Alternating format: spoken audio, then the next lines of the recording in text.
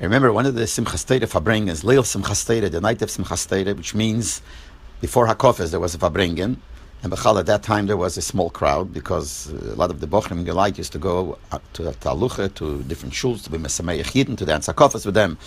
And some would come in the middle of the Fabrengen, some would come back towards the end of the Fabrengen, some came back after the Fabrengen, but there was a small crowd. Sorry, and everything was more bailit. You could see things that are happening much easier because there was a much smaller crowd. So I remember that there was a younger man standing not far from me. I was there in the beginning of the Fabrengen because I went to a close place because I had to come back for Chazorah to listen, to be able to help in Chazorah. So I came back early. I was there in the beginning, and not far from me was standing a younger man. This was really not the place for Yungelai. This is the place of the Bochrim, but since that place was a lot of places were empty, so he stood there.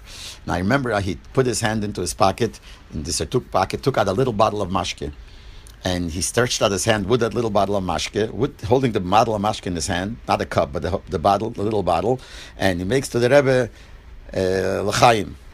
So the Rebbe turns around and sees him doing this. So the Rebbe out loud says, "Der Schwer hat nit geiris gewern trinke von a Bottle." The Shver, meaning my father-in-law, did not like when people drink from a bottle. So that was a hero he gave him. And from then I know you shouldn't drink from a bottle. The only thing is I don't know what he meant. Did he mean that you should not drink only mashke? Or is it even for other liquids, even for water? But these are the words that the Rebbe said very seriously. Der Shver hat nit geiris gewern trinke von a Bottle. The Shver did not like when people drink from a bottle. It's well known in Lubavitch that the Rabbeim are connected to Sfiras. And the Frierdiker Rebbe is Sfiras HaYesod, and we know that the Rebbe is connected to Sfiras HaMalchus. But it's obvious that the Rebbe never himself said it. It's the way Chassidim understood. But I do remember once when the Rebbe was meramis to it very strongly. And that is in Simchas Torah, Tovshin Chov Zayin, 1966. Then, and this is not the only time, but other times that the Rebbe spoke about the Sikh of the Frierdiker Rebbe in Tovshin Hay, because this whole idea that the Rabbeim are connected to Sfiras, that is from a Sikh of the Frierdiker Rebbe in Tovshin Hay. The Frierdiker Rebbe said then that the Baal Shem Tov and the Magid are the level of Keser, and in Keser you have two levels, Atik and Arich, so the Baal Shem Tov is Atik and the Magid is Arich. The Alter Rebbe is Chochmeh, the Mittel Rebbe is Bine, the Tzemach Tzedek is Das. And the Frierdiker Rebbe said that this is, as far as I heard, Borabim in public. But B'Yechidus privately, I also heard up to Netzach v'Heid und weiter. Which means, privately he heard that the Rebbe Marash is Netzach, and the Rebbe Rashab is Heid, and the Frierdiker Rebbe added the words und weiter, and further. And the Rebbe Taich Tuis, Sayin Simchas Torah Tovshin Chof Tes, twice, Leil Simchas Torah, Yom Simchas Torah, and Sayin Yom Simchas Torah, Tovshin Chav Zayin, that since the Frierdiker Rebbe said und weiter, he was merames that it goes on him that he is Sfiras HaYesod. Because when he said that the Rebbe Marash is Netzach and the Rebbe Rashab, his father, is Heid, and then he said und weiter, he didn't say it clearly, but it's definitely a remez that he is the next one. And the next one is Sfiras HaYesod. And the Rebbe said that even though the Frierdiker Rebbe didn't talk about himself usually, but here we find a clear remez that he was merames on himself, that he was Sfiras HaYesod.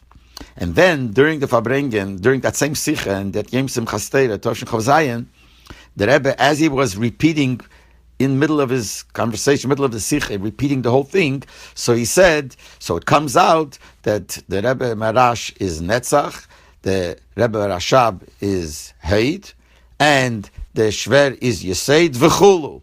And the Rebbe said the v'chulu very strongly.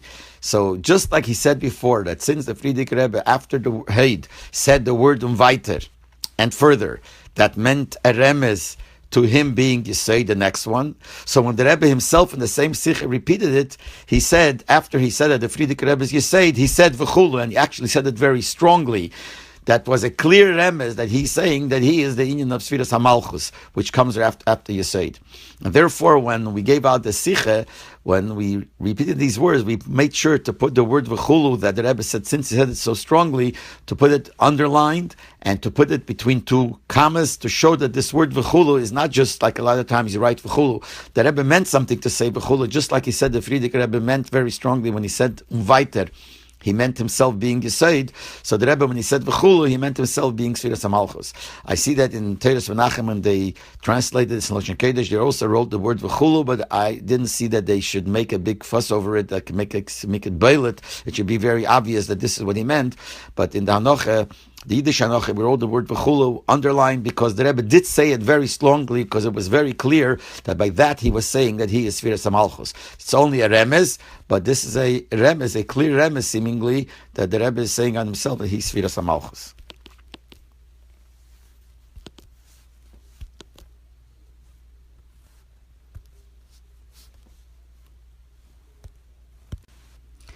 Simchas Torah Tovshin Chofes 1967 was the first Simchas Torah after the 6-Day War. We all know by the 6-Day War, that's when the Rebbe came out with a shturm b'negei Miftzit Film. So when they came to Simchas Torah, this was already a few months after Miftzit Film was very strong. That year Simchas Torah was Thursday and Friday. So the big Fabrengen of Simchas Torah was Shabbos Breishis towards the evening. So by that Fabrengen, the Rebbe spoke a lot about Miftzit Film. He spoke to answer the questions that people had. There are certain questions that people came up against Miftzit Film. So the Rebbe went to Be'ariches to explain, to answer the questions that they have, al pi halacha, al pi nigla, to explain why there is no problem and all these questions are really not questions. And also the Rebbe went in a lot about speaking about the inyan of being Meifitz Yadus, being Mekar of the Frei Eden, etc., etc. And the Rebbe spoke very sharp, very strongly, and very sharp. Actually, one of the things that Rebbe said, some people say that the reason you can't be Mekar of a Frei Yid because, you never know, you might get influenced by him. So the Rebbe said, this is similar to what the Gemara says, that Ezehu Chosid Sheita, who's called a Chosid, a Sheita, somebody, Horeya Isha Tivaz B'yam, sees a woman drowning, and he says, I can't help her, it's a woman, how could I help a woman? In the meantime, she'll drown. So the Rebbe said the same thing here. Someone says this b'negei b'mekar of Eden is a chosid sheita. And then the Rebbe stopped for a second and he said, a sheita is a zicher, a chosid is a sofik. A sheita is for sure, whether he's a chosid is not sure. And the Rebbe spoke very sharply about it. Now, in the middle of the Fabrengen, after the Rebbe spoke the Nigla part to answer the questions of those people who have a Mitzvot film, Rabbi Elberg, who was by the Fabrengen, came over to the Rebbe and said to the Rebbe he would like to print it in Apartheid. He was the one that used to give out the journal, the Torah journal called Apartheid. He wants to print this in Apartheid. So the Rebbe said, yes, let him write it up, and I'm going to be Magia, and he'll give it to him to print. And actually, that's what happened.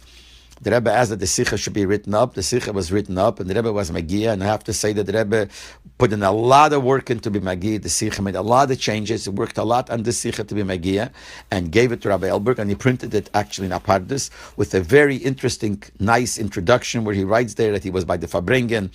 And the Fabrengen was so many hours, 6-7 hours, and it was full of Divrei Torah, and it's no way that we could write down, even Bekitzer, what the Rebbe said, it would take up the whole journal, he said, not only just one article. And he went on to describing it very beautifully, and that article was printed there. Later, this Sikha was also printed in Likutei Sichos, Chelik Vov, in the Hisofes, to Parshas Bei.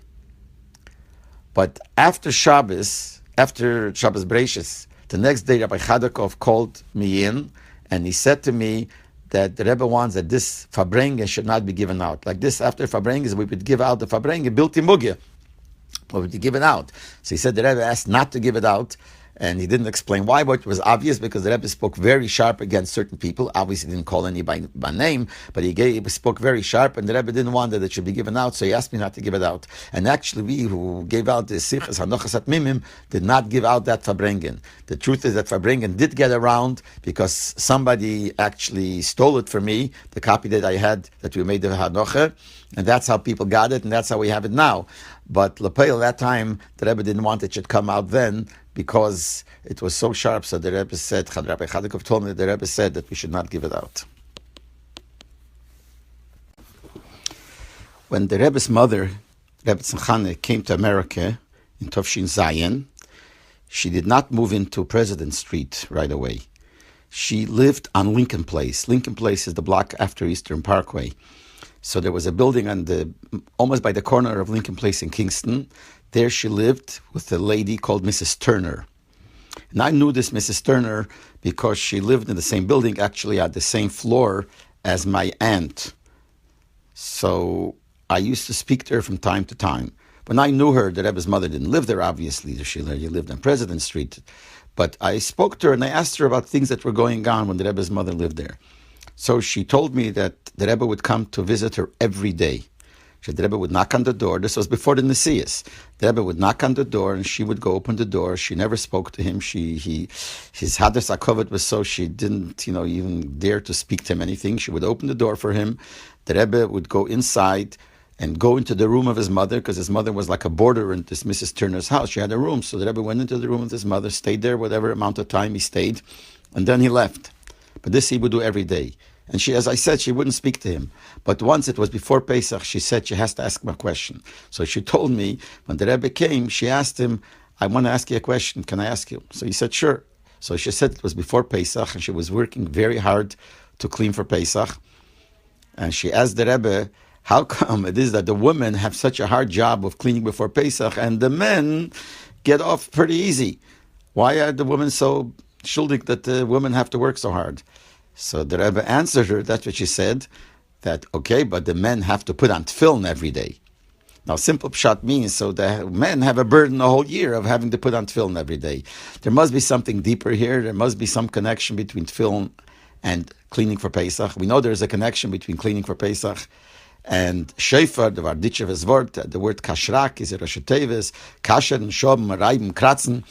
These are all different words that have to do with cleaning for Pesach, and that's the Rosh Tevis we say by shofar of Tkiya Shvorim through Tkiya. So that it says that word from the Barditchever. But here, I don't know if it says anywhere that there is a connection between putting on tefillin and cleaning for Pesach. But this is what she said. The Rebbe answered her, that when she asked, why do the women have to work so hard and the men get off easy? So the Rebbe said, yeah, but the men have to put on tefillin every day of the year. One year, Isru Chag Sukkos, which means the day after Simchas Torah, a few of us, some Chaverim of mine and myself, were in 770 pretty early, even though it was after a long night of a Fabringen. And we were standing there and we saw the Rebbe come from his house. He was walking, like those years he used to walk from his house. He walked, and we went into 770 obviously, and we saw the Rebbe come into his room. So the Rebbe came to 770 like he would come every day. But then, 2-3 minutes later, we see the Rebbe walk out again. He walked out from his room, so we looked what he's doing. He walked down the steps. When he came down the steps, he turned left. So it seemed like he was going home, because that's how he always went home. And we thought maybe, who knows, he left something at home that he wanted to go get or something. It didn't make any sense. Why would he not call and someone should go and bring it or whatever? It didn't make sense. But as we were watching, we see he didn't go too far. He went to the next house. And the next house where we have the library, the Rebbe's library now, was a doctor, a dentist, Dr. Shapiro. And we see that the Rebbe goes up the steps and goes into the dentist's house. And the Rebbe was there a while, I don't remember exactly, 20 minutes to a half hour or something like that. And then we see the Rebbe come out. And he comes back and goes back into his room. And we heard later what happened was that the Rebbe had a toothache, a terrible toothache. And the night before, which was the big Fabringen of Simchas Torah, the Rebbe was sitting with a toothache the whole time. And that morning he went to the doctor, and the doctor said he has to pull out a tooth. That's what they said then. I don't know if this is exactly how it was, but that's what we were told that day. That the dentist said he had to pull out a tooth, and he pulled out one of his teeth. He didn't have too many to begin with that time, but he pulled out a tooth. And then the doctor said to the Rebbe, that's what they said then, that there's another tooth that really has to be pulled out. And the Rebbe said he has no time, and the Rebbe left. That's what the story was. Now, all the years I remember that this happened on the day after Simchas Torah Tovshin Chov Beis, which was that big famous Fabringen of Tovshin Chov Beis, when the Rebbe sat the whole night and the Rebbe drank a few bechers of 96 with the Russische Eden, that big Fabringen that I explained about. So I always remembered it was that day, which made it even stronger, that a whole night, so many hours that the Rebbe sat with a toothache and no one even noticed. But somebody was made me a suffix that maybe it wasn't Tovshin Chov Beis, which maybe he's right. As far as I remember, this was Isru Chag Tovshin Chov Beis. As I said when I started, that there is no rhyme or reason, there's no seder in the way I say over in Yonim, it's only what comes to my mind, and that's what I say over. So now I was thinking to repeat and say over what was going on in Negei Shnas Hakan, when we celebrated the 150th year from the Histalkes of the Alter Rebbe, and the Rebbe made such a whole tumult about Shnas Hakan Kufnun 150. So I just want to say the whole Seder. It's going to be a little bit long, so I'm going to divide it into a few sections and say over from my perspective. I'm sure other people will have their feeling and they'll be able to say what they saw things, but I'm going to say over the way I was involved, my feeling and the way I saw it, and I'll divide it, as I said, in a few parts. It was Chai Elul, Tovshin Chov Beis, 1962. I still was a student at Talmud in Bedford Avenue, learned in yeshiva in Bedford, and it was Nacht. And we got a message that the Rebbe came back from the Eil on Chai Elul, and we heard that by the davening, when it came to Tachnun, the Rebbe asked, is there a chosn? Because the truth is, there was a bocher who got married on Chai Elul that day. This was Rav Leibel Shapiro, but his chasana was in Cleveland. His chasana was not in New York. But the Rebbe asked, is there a chosn? Because he wanted not to say Tachnun. And he said the chosn wasn't there. They told the Rebbe the chosn isn't here because it was in Cleveland. And nevertheless, the Rebbe didn't say Tachnun. And we heard that the Rebbe gave over. I don't know if they made an announcement or how it gave over that soon there's going to be a Fabringen in honor of Chai Elul, which was something very special at that time to have a Fabringen, such a sudden Fabringen. So right away we started running, Begashmi started running from Bedford Avenue to 770. And when we came to 770, so we came there, and very soon, as soon as we came, the Rebbe came out to Fabringen. They set up the tables, and the Rebbe came out to Fabringen. And by the Fabringen, the Rebbe spoke about the Alter Rebbe, and he said that this year, Chavdala Tevis, which is going to be in a few months, will be the 150th year from the Histalkes of the Alter Rebbe. And he said that even though today is Chai Elul, which is the birthday of the Alter Rebbe, but there is a connection between the birthday and the Yortzeit. Now, originally, between the birthday and the Yortzeit was many years, from the year Tov Kuf Hey when he was born to the year Tov Kuf Ayin Gimel when the Alter Rebbe was Nistalik.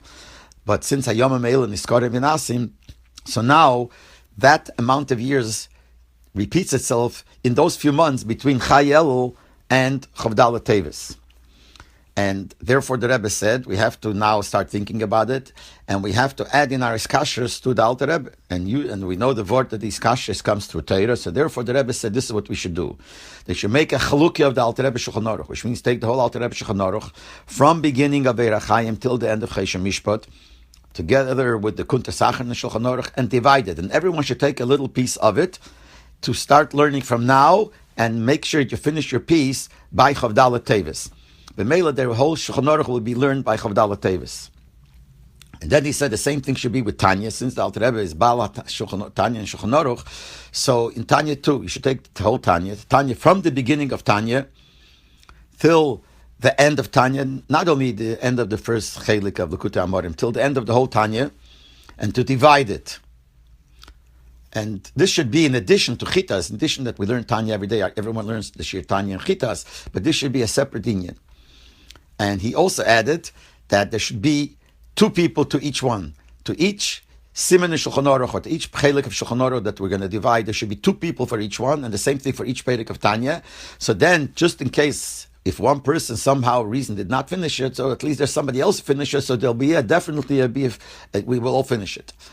Then the Rebbe said that the Bochrim should have a separate chalukah. They should not be together with the Jungelite. The Bochrim should have a separate chalukah in the same thing, the chalukah to divide Gantz Shulchan Aruch and to divide Gantz Tanya. So these are the two things. Then he said there's a third thing, and that is the union of tzedakah. And he said there should be a heisof in tzedakah from Chai Elul to Chavdala Tevis. People should add in giving tzedakah, specifically in special times like before davening, before shach and for mincha. And to give tzedakah more than usual means besides the regular tzedakah that you give, and you should give it mailam hagbolas. And the tzedakah should go to the printing of the Alter Rebbe's Svarim. And actually, it's true, right after that was Nisyasid the Mesid called Keren Shneyer, which was a special fund for printing the Alter Rebbe's Svarim.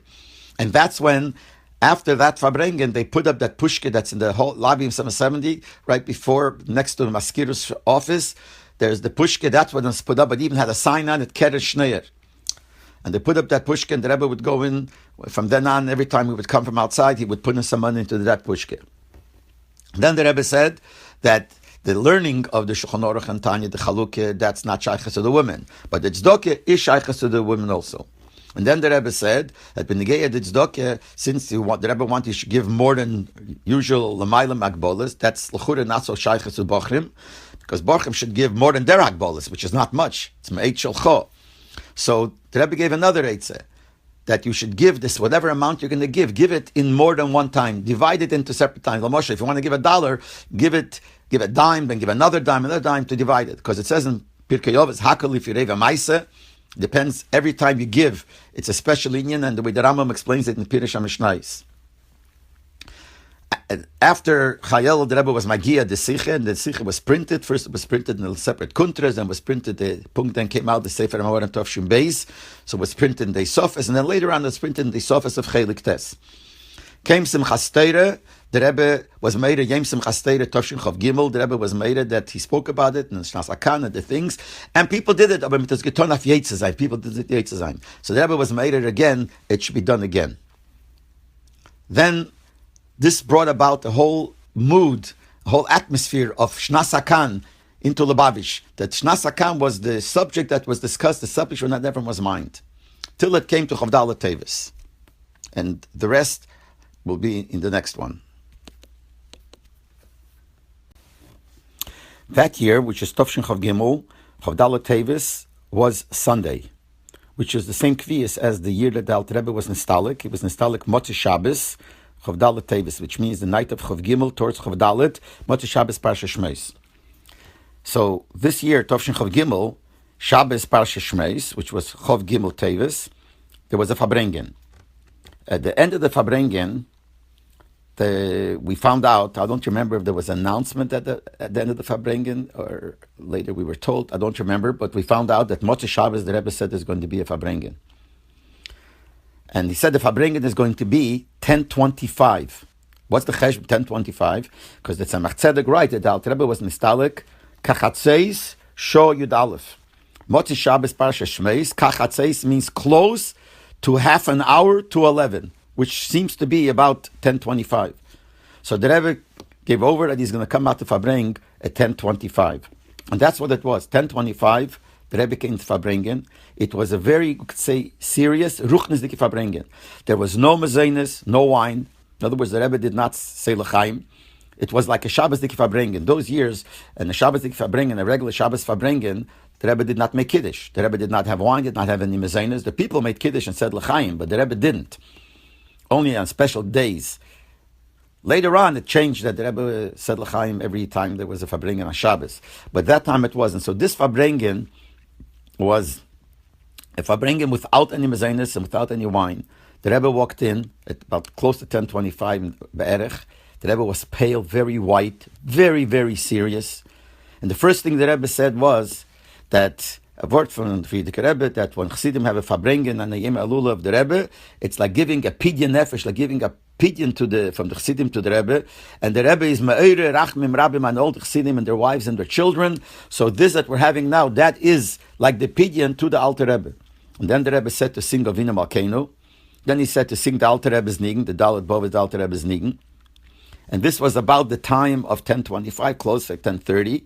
And right after that, the Rebbe said a Maimer, with a nigun of a maimer, and the maimer started with the words Ein Mason Rosa Teira. The maimer was very short. It lasted between 4 and 5 minutes, something like that, very short, which was something strange, something different, because a maimer, when the Rebbe say, I think of a maimer, was 30 minutes, 40 minutes, close to an hour. This was mamish 4 or 5 minutes. And then the Rebbe spoke about the time, that here by the Alter Rebbe specifically we find that there is a diuk in the time of his istalkus, because the Tzemach Tzedek writes that, which usually by other tzaddikim we don't know exactly what time of the day it was. We know the day of the yahrzeit. And here that Tzemach Tzedek makes, and the Rebbe spoke about that. And then the Rebbe spoke about the concept of making a yovel, a special jubilee from a time of, like this time, it's 150 years, which is 3 yovelis.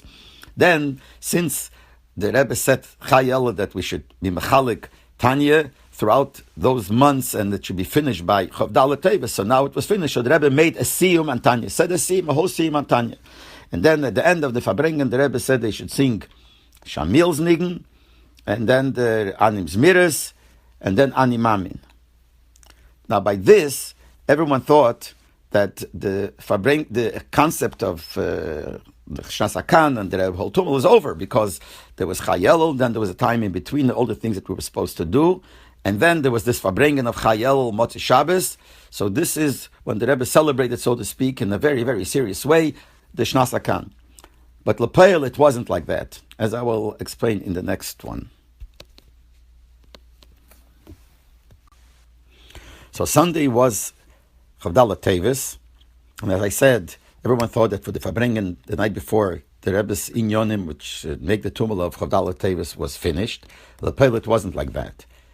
Sunday night, about 12 o'clock, close to 12 o'clock, around Chatzos, midnight, I was ready to go to sleep. I stayed in my Zeta's house, and I was already getting ready to go to sleep. There was a knock on the door. And then I opened the door. It was a good friend of mine, Rav Leibel Shapiro. He was a Bocher in Yeshiva then, a friend, came knocking on the door saying that there's going to be a Fabrengen very, very soon. So right away, for Shtetzach, I got up and ran straight to 770, came to 770, and went in, and the table was ready for Fabrengen, and in a minute after I came in, that's when the Rebbe walked in.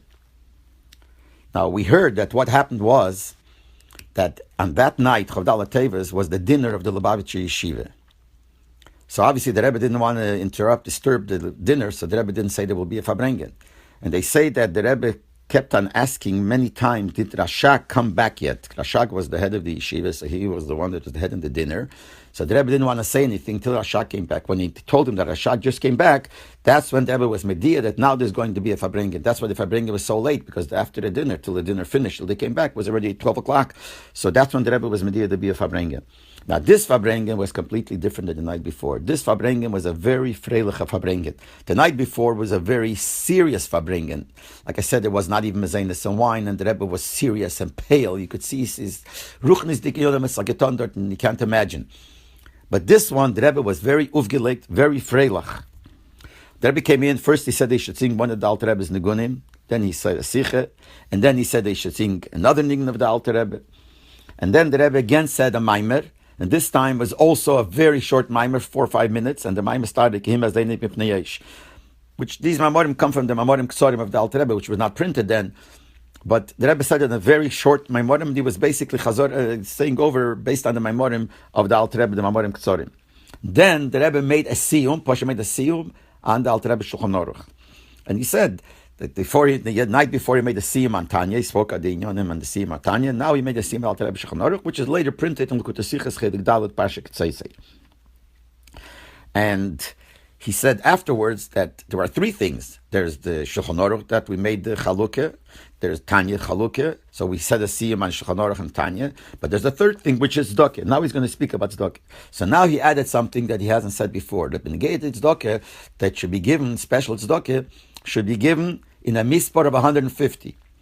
Similar to the way it was a few years before Shnas Tovshin Chof, when it was Shnas HaMasayim, 200 years from the Istalkus of the Baal Shem Tov, the Rebbe made a whole big fuss, and the Rebbe said that everyone should give $200 for 200 years. And there the Rebbe said it should come in a certain right away, right before Shabbos. I think he said everyone should give it. I don't remember exactly, but he should give it right away. This time the Rebbe said he's not going to say that. He's not going to make this Hagbole in Zman, but it could be done throughout the whole year. But nevertheless, better to do it bizrisis and do it as soon as you can. And he didn't say it should be $1 dafkid. It should be anyway. The best way is if you give them more, the better. Remember, if you give $200, I don't know if he has the word $200, then $150, I mean, that would be the best. But al kaponim, it should be in the matbeyas of 150. And then he added also another thing, that everyone should add 150 hours the meshech of the year in learning the Torah of the Alter Rebbe, which is shayches to Tanya and the Alter Rebbe Shulchan Aruch. So it should be done throughout the whole year. But he said better would be if you make the 150 hours as soon as possible. But if not, throughout the year, $150 in addition to the time that you have in learning anyway. And talking about what happened throughout the year, the Bochner walked around with little booklets that every time you had a chance and you learned another half hour, you would write down, I already had another half hour, so that throughout the year should become 150 extra hours. But there's a whole thing, the whole year, Bechlal, was the Hergesh of Shnas Akan. So you always, the whole year you were putting down, did I learn another minute, another few minutes to add up to 150 years. But getting back to the Fabrengen, then the Rebbe by the Fabrengen said that we know by the Baal Shem Tov didn't want that any money should stay overnight by him. And you always make sure to give it away before. So B'meila, the Rebbe said, now also, it's kedai that anybody who has the money should empty out their pockets from all the mezuzah and all the cash that you have.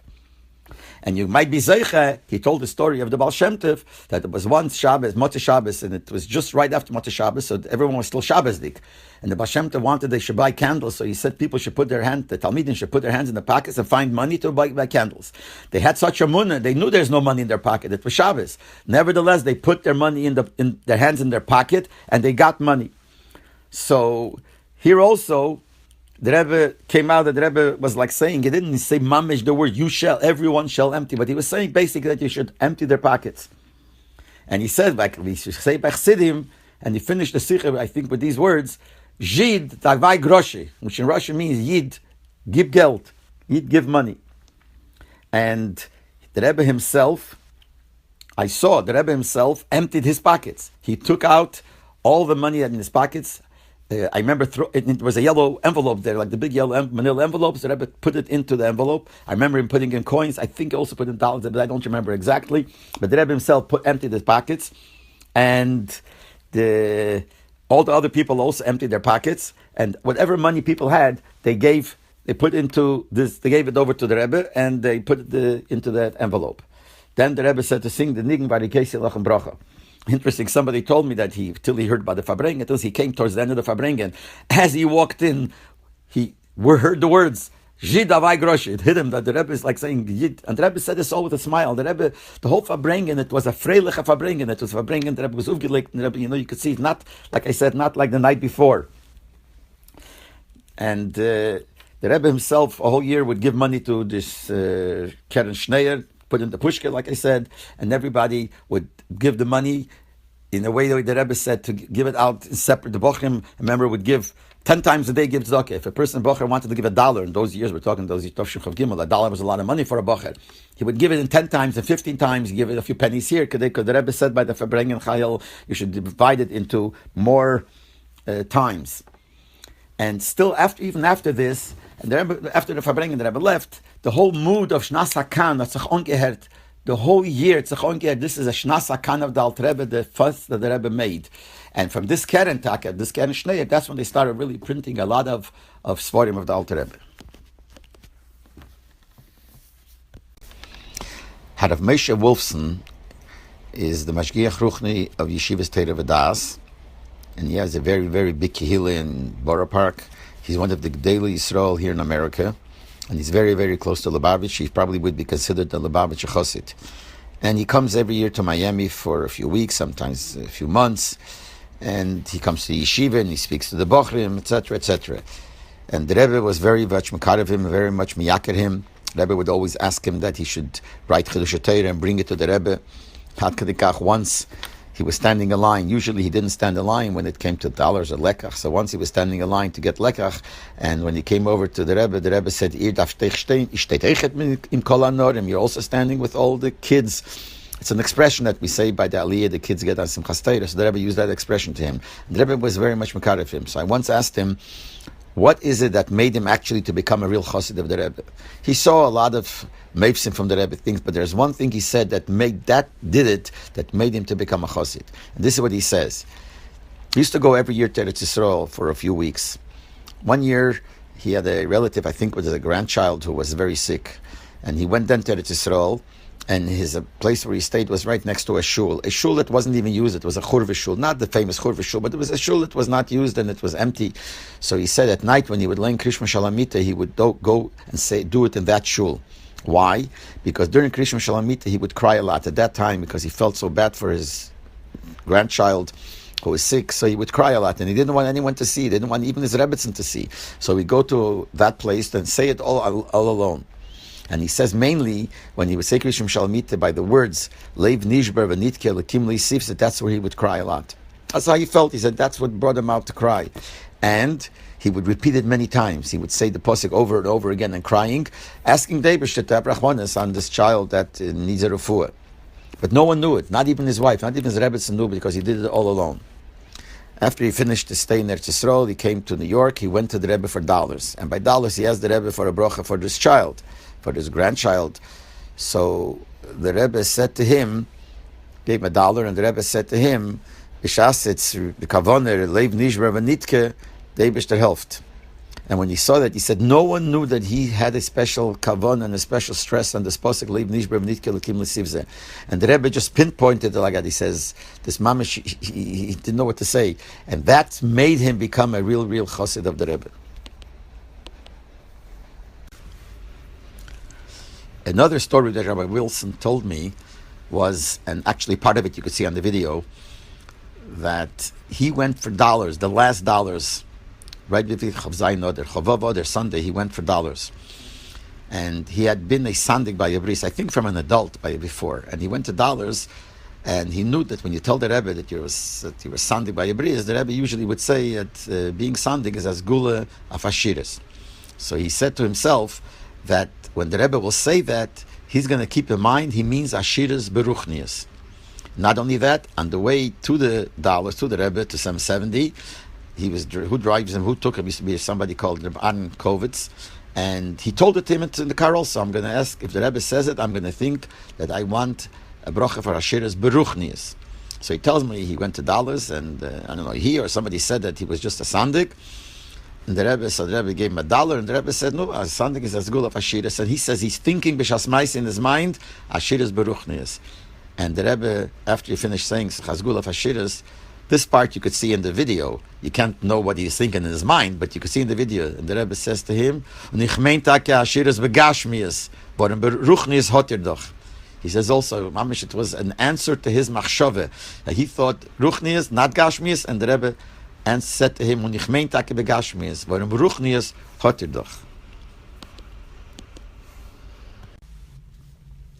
my father, Olav Shalom, would come every year to the Rebbe for Simchas Torah, a few times a year, but one of the times for Simchas Torah. And those orchim that would come for Simchas Torah would receive lekach from the Rebbe on Ishana Rabbah, because they didn't get a Nervim Kippur. So those that didn't get a Nervim Kippur would get a Ishana Rabbah. So once my father was standing there, and he came his turn, the Rebbe gave him lekach, and then he asked for different people from Cleveland. So he asked for Mr. Volman and Mr. Offenberger. They asked for different people. And as the Rebbe was giving it to him, the Rebbe noticed that he was trying to make sure to remember which one is for which person. So the Rebbe says to him, "Es macht nicht aus. Die Malachim will schon das voneinander kleiben. Doesn't matter. The Malachim will figure out who is for who." That's one thing. And another time, that the day after Simchas Torah, there was supposed to be a very big meeting in Cleveland where he lived, which had to do with the shachtim. Father was a sheikh, and on that meeting depended whether he will get a better position, which means he will make a better living, and it was very important to be there. So he didn't know what to do, because he had to be there early in the morning, and the way they used to travel from Cleveland to New York, and from New York to Cleveland back, was through Greyhound bus, and it was a 12-hour ride. So if he goes after the Fabrengen, he won't be there the next morning. So he was thinking to leave as soon as Yom Tov was over. But on the other hand, how could you leave from the Fabrengen? So he didn't know what to do, but his parnosa was totally in it. So by lekach, he asked the Rebbe, told the Rebbe this bekitzer, and he said, Rebbe, should he leave? So the Rebbe said to him, "Von nach Chassidische Fabrengen fort man nit weg."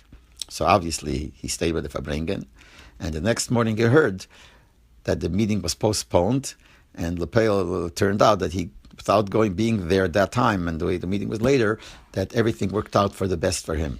But it's all based on the word that the Rebbe said, "For nach Chassidische Fabrengen fort man nit weg." I'd like to tell a little bit how the Rebbe started being Magia, again the Siches for Lekutei Siches, after Simchas Torah Tovshin Lamed Gimel. We know that Tovshin Lamed Beis, the Rebbe wasn't Magia Lekutei Siches. The Rebbe was Magia Lekutei Siches in the year Tovshin Yutes Yutes. Then those are the Chalokim Aleph and Beis. Then he was Magia Tovshin Chav Gimel, which is Chalokim Gimel Dalet. Then he was Magia Lamed Aleph, which those turned into Chalokim from Yud to Tes. And then he stopped. And then he started again being Magia after Simchas Torah from Breishis Tovshin Lamed Gimel. So I want to say exactly what happened. Concerning the reason why the Rebbe stopped after Tovshin Lamed Aleph, the Rebbe spoke about it by Fabrengen, Simchas Torah Tovshin Lamed Beis, and explained the whole reason, the whole test that he took. Anyway, Lepel, the Rebbe stopped. And so Tovshin Lamed Beis, the whole year, the Rebbe wasn't Magia the Siches. But we thought there were a group of Yingolite of us that we had a Shaykhs to Chazor anyway, to Fabrengens. So we thought maybe we could get involved and we could ask the Rebbe again to be Magia, the Siches, starting from the year Tovshin Lamed Gimel, and again give out Likutei Siches. So during the summer of Tovshin Lamed Beis, the three of us, which is Rav Leibel Kaplan, Olav Hasholem, and Unzel Angeyor, Reb Nachman Shapiro, and myself, we decided we will try to prepare the Siches for the Rebbe to be Magia and see maybe the Rebbe will be Magia again, the Siches. The Gashmiziki people who were involved in Vadlafot the Siches and sending out the Siches and preparing the print and everything else was Reb Zalman Chanin and Reb Sholem Jacobson. And we were the three who decided, let's try to work on it. So during the summer, we prepared a few siches as samples to give to the Rebbe should see, and maybe the Rebbe will start being Magia. So we prepared Breishis, Noach, Lech Lecha, Vayera, Chaisora, Tildis, Vayetze, these 7 parshas. We wrote it up. We actually rolled it in Lashon Kodesh because we thought maybe this will be better and there'll be more chance that Rebbe will be Magia, whatever reason. But we prepared these parshas and we gave it into the Rebbe during the summer, hoping that the Rebbe would be Magia. And we wrote that we are the ones that wrote it. In other words, we wrote the Rebbe who were the ones who prepared it. And we're asking the Rebbe to be Magia it for Breishis and to start being Magia the Sichas for Likutei Sichas again. We didn't hear anything throughout the whole summer. Ein Kelva, we didn't hear anything from the Rebbe. We didn't hear anything with the Maskirim. We asked them, do they know anything? And they said, no, they don't know anything what the Rebbe is planning. The Rebbe didn't say anything, so they don't know. And that's what went on the whole summer. Till finally, got to Chodesh Tishrei. Now, Tishrei was very busy by the Rebbe, so it was very hard to expect that the Rebbe should be Magia Sicha then. But nevertheless, we had hopes, and we thought maybe the Rebbe will be Magia. Came beginning of Tishrei, Seres Mitzvah, and before Sukkot, and then came Chalamayt Sukkot, and we didn't hear anything. So we don't know. We still had hopes, but we don't know. The Rebbe didn't say anything. So we thought maybe, because we know from previous years, that Hishana Rabbah at night was a Zman Sugul, a time when the Rebbe, if he wanted to be Magia Sicha, that was a good time to be Magia. It seems like maybe it was because after the Rebbe finished saying Chumash Dvarim, till he came down to say Tillim with the minion downstairs, in between he was Magia the Sicha. I don't know, but this is what it sounded like. But we knew that it happened a few years, that if there was a Sicha to be Magia, the Rebbe was Magia at Hishana Rabbah at night. So we thought maybe this is the pshat, that maybe this year he will be Magia at Shana Rabbah. So actually we were standing outside the Rebbe's room, a little in the hallway there by the Gan Eden HaTachten, and we were waiting because before the Rebbe went down to Tillim, one of the Maskirim would go in, and the Rebbe would give him whatever he wanted to give him, to give out, whether it was answering letters or whatever the Rebbe gave them. So we thought maybe this is a time, because it's getting late already for Parsha Breishis, so we thought maybe if the Rebbe is Magia, maybe he'll be Magia tonight. The Maskir went into the Rebbe, and we're standing and waiting with our hopes up high. He came out, nothing. The Rebbe did not give out any sikh, nothing mugis, so we didn't know what to do. So we thought to ourselves like this: Simchas Torah is coming, then there's Kosher Bracha. So let's all 5 of us go to Kosher Bracha together, because the Rebbe knew that we are the group. So if the Rebbe would see us, we would make like a presence in front of the Rebbe that's making a point that we're here as a group. So we all went together, and the Rebbe looked at us, and he saw us all coming together. He gave each one Kosher Bracha, and then the Seder was that he would give a Badla Mashke to the Shluchim or to Meizdes, to different people, give a Badla Mashke in addition to the Kosher Bracha. So the Rebbe took a bottle of mashke, small bottle, those used to be small bottles, and he gave it with such a big smile, saying, "Das is for Vadla Fotzasiches." Now, the name of the organization that we had is called Vadla Fotzasiches. So he gave the bottle of mashke with a smile, "Das is for Vadla Fotzasiches." Oh, so when we walked away, we thought, it seems like even though the Rebbe didn't say anything, but this big smile seems to be an answer that he's accepting what we're asking. But we weren't sure, because actually the year before, when the Rebbe stopped being Magia, so also one of the people in Vadla Fotzasichas, the Rebbe gave a big smile. So, and the end was that he wasn't Magia, because they asked him, as they wrote letters to the Rebbe, asked him to change his mind, and the Rebbe smiled by Kosher Bracha, so he thought maybe that's a siman that he's changing, that he is going to start, and it didn't work. So we thought maybe now the same, but we hoped it wasn't. We hoped that the smile meant that the Rebbe is Magia. So according to that, we hope that the next morning, Isru Chag Sukkos, when the Rebbe will come from the house in the morning, the day after Simchas Torah, he will bring the Sicha Mugeh. So we made up to come early to 770. We came early to 770. We were all standing there waiting for the Rebbe to come. The Rebbe came, And we're there. Rebbe walked into his room, and as the Seder was, one of the maskirim went into the Rebbe, and whatever the Rebbe would bring back from home, what he did, any answers or whatever it was, he would give him to take out. So we were hoping that the maskir would come out from the Rebbe's room, and he would bring the Sicha Mugya. The maskir came out, nothing. The Rebbe didn't say anything, the Rebbe didn't give anything, so we didn't know what happened. So we decided we're going to try something else. Now, it was a big risk. What we did was we made a copy of the Sicha for Breishis, and we wrote a little zettel clipped to this Sicha that we prepared, and we wrote like this, Kveit Kedushas Admor Shlite. This is the Sicha that we're preparing to give out for Shabbos Breishis, and we're asking the Rebbe to be Magia. Basically, they were saying we're giving it out as if saying no matter what, and we're asking the Rebbe to be Magia. It is a big chutzpah, because what do you mean you're telling the Rebbe you're giving it out? How could you say that? We're asking the Rebbe to Magia. How do you have a right to give it out? But we thought maybe if you write it that way to show that we're really, really determined, it might help.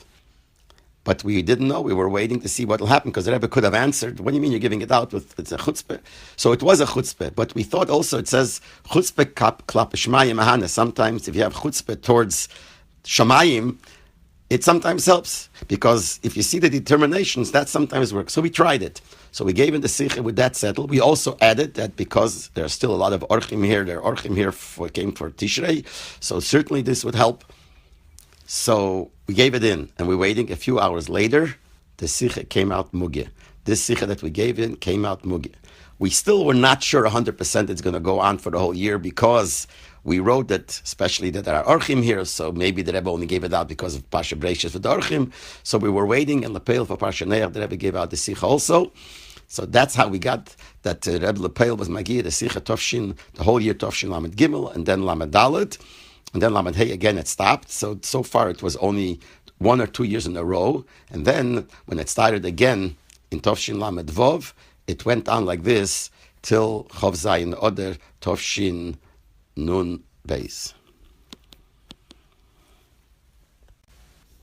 In the summer of Tovshin Chov Hey, which is 1965, Reb Zalman Gurevich from Montreal went to visit Russia. Reb Zalman Gurevich was the president or the head of the board of the Besrivke in Montreal. He was originally from Russia, but he left Russia many years before most of the Lubavitchers left Russia. But he spoke Russian, and he managed to be able to visit Russia, to get a visa, and he went to visit Russia. And this is in 1965. When he was there, since he was able to speak Russian, he was able to see more what the situation is, and he saw the hardships that the Yidden are going through.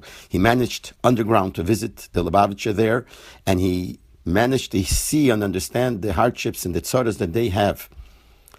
He also managed to go to Lubavitch, even those people who got visas and permission to visit Russia, they only allowed them certain cities. Certainly not the little towns. But he managed somehow to visit Lubavitch. He convinced them that he has a Zayde that's buried there or something like that, and he went to visit Lubavitch. He also went to visit Rostov, which I think was one of those cities they wouldn't let, and he visited the Tzii and the Eyal of the Rebbe Rashab. And he came back and he gave the Rebbe a report. And the report was the Schwierigkeiten that the Yidden have there and the tzoras that they have, because we're still talking about 1965, which only a few Yidden left Russia after the big Tovshin Vov 1946, people who escaped, but later on only a few, Reb Clement Futter was in Tovshin Chov Dalet and the Rebbe Chaim Tovshin Chov Beis and a few, but most of them were still there, and the problem, the tzoras was still there, and he gave the Rebbe a report. One of the things actually that they said that he told the Rebbe was that in Rostov, he saw that next to the Rebbe Rashab's kever, there's another kever. And the Rebbe had great agmas nefesh, trying to find out what happened, who's buried next to the Rebbe Rashab. And later he found out that it wasn't really a person buried. They made it look like a kever for that reason, that no one should bury anybody there. And the Rebbe felt much better. One of the things he did, he brought some leaves from the trees around the kever of the Rebbe Rashab, and he put them into plastic, and he sold them in America when he came back in order to make some money for Besrivke. But he gave the Rebbe a report of all the Schwierigkeiten that he saw there. So Shabbos Pashas Kiseitze, Tovshin Chov Hey, he was there by the Fabrengen, and in the middle of the Fabrengen, he said L'chaim to the Rebbe, and he started crying. He was crying because he really felt his rakshas. He was so emotional about the things that he saw there. And you could see that his crying and his emotion caused the Rebbe to get very emotional, and the Rebbe started speaking, I think it was after the Maimer, started speaking about the Russische Eden. It seemed like it wasn't, who knows, but it seems like it wasn't part of the plan of the Rebbe what he was going to speak about. But when the Rebbe saw him, and the Rebbe saw how he was emotional, and he's sitting there pushed and crying, so the Rebbe started speaking about the Russische Eden. He made it as a hemshech to what he said before, but he started speaking about the Russische Eden, that they go on Mesiris Nefesh, and how hard it is there. And the Rebbe was crying. And the Rebbe said that there is somebody here who just came back from a visit in Russia and saw exactly what was going on there. And the Rebbe says that a Yid over there wants to go on Mesiris Nefesh. He can't even do that. For instance, he wants to pay a lot of money for a Nesrik, but he can't get a Nesrik. And the same with other Torah mitzvahs. The Frierdiker Rebbe said that you could go on Mesiris Nefesh and jump off the roof, but you can't go on Mesiris Nefesh and jump onto the roof. Now, Taki, it says it's for him that if you want to go on Mesiris Nefesh or something, you want to do a mitzvah and you can't, it's as if you did it, but sof kasov, you didn't do it. So why does it come to them? He said they don't have no day and night, they have no time, no head, you should be able to sit and learn and daven. They can't do anything, they can't have kvi, sit in the Torah, all because of the schwerigkeiten that they have. And why did the Eibishter do this? And he said, well, we have no answer, this is something that the Eibishter knows and the Eibishter has a reason, but the time is enough and they should go out. And the Rebbe was mamish crying then, with Moye Sholish, he was crying by this Fabrengen because of what Reb Zalman Gurevich had told the Rebbe and the way the Rebbe saw him. Another thing that he did was, he brought along with him the tefillin that was known that this is the Alter Rebbe's tefillin. But that I will leave for the next broadcast. Now, Rav Zalman Gurevich brought along with him tefillin that he was told there that this is the Alter Rebbe's tefillin. And he managed to get it through, and he brought it to the Rebbe. And he gave it to the Rebbe, and it looks like the Rebbe accepted it, that this was the Alter Rebbe's tefillin. Now, when people knew about it, they asked him that we'd like to see it. So he asked the Rebbe, and the Rebbe said yes. But it should be done the way it was done, a story in Lubavitch. And I think it's in Atomim, there's a story that someone brought to the Rebbe Rashab, the Baal Shem Tov film, and people wanted to see it. So the Rebbe Rashab said, if I remember correctly, that's what it says there, that people, only those who went to the mikveh should be able to see it. Somebody, probably the person who brought it, will stand in the middle of the shul, and all the people who want to see it, and they went to the mikveh, could walk by and they could look at it. And the same thing here. Reb Zalman Gurevich, this was Aseresi Mitzvah Tovshin Chavov. Reb Zalman Gurevich stood in the middle of the shul upstairs by the bime, holding the Alter Rebbe's tefillin, and everybody walked by, people who knew that they had to go to the mikveh. Anyway, some people would go anyway, many people go anyway, but they went somewhere special for this, and they passed by, and they were able to see the Alter Rebbe's tefillin. Now, he wouldn't let anybody touch it. The only thing he let was, there were some people who wanted to make an impression of the shin, the outside shin of the bayis, the shilrosh. Some people wanted to make an impression to see how it should be, so that he allowed. And I think it was from then that they made a little change in the shin on the bayis. Till then, the shin that was on the bayis of the shilrosh didn't take up the whole space of the shilrosh from top to bottom. It started a little bit lower than the top. And from then on, they started making it higher, I think, because of this. But he wouldn't let anybody look at the parshas, but he would let them look at the bayis, and everyone saw it, and some people made this impression. Later on, that same morning, after everything finished, I happened to be walking by the Ganei Natach, and I walked up the steps that went up to the second floor. For some reason, I went up there, and on the second floor, on the side, I see Reb Zalman Gurevich standing with Reb Shaya Matlin. Reb Shaya Matlin was the Rebbe's Sefer. And I see Reb Zalman Gurevich showing Reb Shaya Matlin the Parshias. And I found out later what happened. The bayis was open, because when he went through customs from Russia, I don't know how he got it through, but Lepel, they forced him to open up to see what's inside. So the bayis was open. And he was showing Reb Shaya Matlin, the Rebbe Sefer, he was showing him the Parshias. So later on, I went over to Reb Shaya Matlin and I asked him, I think he was the one that told me that the reason it was open was because they forced him to open, so maybe the Sinti was open anyway. He showed to Reb Shaya Matlin. And I asked Reb Shaya Matlin, were these parshas the ksav that we know as the Alter Rebbe's ksav?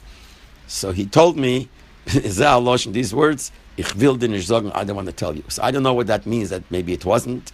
Maybe it was from the Alter Rebbe before he made the new ksav, because the Alter Rebbe had film before that too, or whatever, I don't know. But this is the words that he told me. Ich will dir nicht sagen. So we don't know from that whether it was. But Lepel, it seems like the Rebbe ungenommen accepted that this is the Alter Rebbe's film, and that's what Reb Zalman Gerevich brought from Russia. Leil Simchas Torah Tovshin Chav Zayin, the Rebbe was mechadesh a whole chidush in the inyan of shlichus, which is even a nigla. The Rebbe told over then what the Frierdiker Rebbe said in Simchas Torah Tovshin Hey, that in Tovreish Chav Zayin, which was 100 years before Tovshin Chav Zayin, the Rebbe Marash told his children that now is 100 years for when the Alter Rebbe saw the Baal Shem Tov B'Hokes, he saw him alive. And he explained that the Alter Rebbe, when he was a Meshoris, a servant by the Maggid, once the Maggid sat in the Sukkah, the Alter Rebbe walked in, so the Maggid says to him, close the door, so no one should come in, and accept what you're going to see now in the Pnimius Meis Yashvus, don't go into his Spilus, the Rebbe is coming. And that's when the Alter Rebbe saw the Baal Shem Tov B'Hokes. And the Rebbe asked the Shaila, how do we consider the Alter Rebbe a Meshoris of the Maggid? The whole Nisias of the Maggid was only 13 years.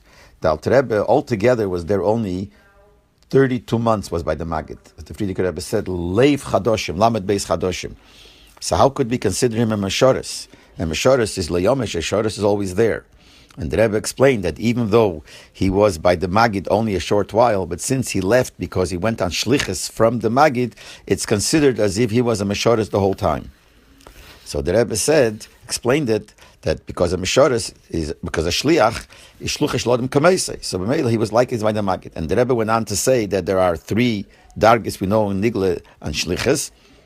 There's the Shluchish Lodem Kameisei Mamish, and then there's a dargi when only the Pula is Misyachas to the Mishaleach, and another is the Shliach is himself, but whatever he does helps for the Mishaleach, whatever it is. So the Rebbe said, the Chidush then, that this is only B'negei the Shliach, that he is like the Meshaleach in all these three ways. But in truth, it goes further. The Meshaleach becomes the Shliach. That when you say Shluch Shlodim Kamesei, with all the ways, it's not only the Shliach becomes the Meshaleach, but the Meshaleach becomes the Shliach. And that's a Chidush in the union of Shlichus that the Rebbe said then. And later on, from other Fabrings, it comes out similar things. But this is the time when the Rebbe said this, which was a Chidush by everybody, that the Geder of Shlichus doesn't only work that the Shliach is like the Meshaleach, but the Meshaleach also becomes like the Shliach.